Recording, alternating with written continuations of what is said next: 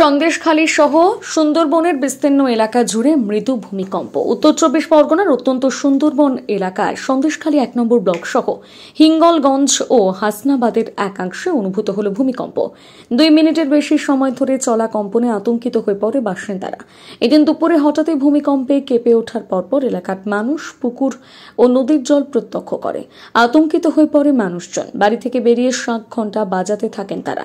তবে নদীমাতৃক সুন্দরবন এলাকায় প্রাকৃতিক বিপর্যয়, বন্যা, নদী বাঁধ ভাঙনের পাশাপাশি ভূমিকম্প যেন আরেকটি বিপদ সংকেত হয়ে দাঁড়িয়েছে। একটু আগেই ভূমিকম্প অনুভূত হয়। গ্রামেগঞ্জের মানুষ ভূমিকম্প হলে উৎসাহিত হয়ে পড়েন। আসলে পুকুরের জল, নদীর জল কাঁপতে থাকে ভীষণভাবে, বাড়িঘর তো কাঁপতে থাকে, বাড়ির ভেতরে সিলিং ফ্যানটা নড়তে থাকে, উৎসাহিত হয়ে মানুষ দেখতে থাকেন।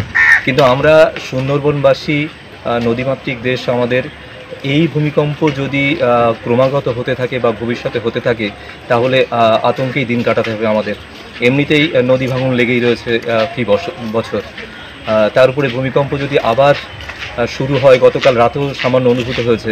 আজকের ভূমিকম্প হয়তো তেমন তীব্রতর ছিল না, কিন্তু যতটুকু হয়েছে সেটাই আমাদের কাছে অনেকটাই আতঙ্কের। তার উপরে নদীর আশেপাশেই দোকান, বাড়িঘর অনেকেরই আছে, নদীর পাড়েই দোকান। আর আমরা মোটামুটি খুব আতঙ্কেই আছি এই ব্যাপারটা নিয়ে।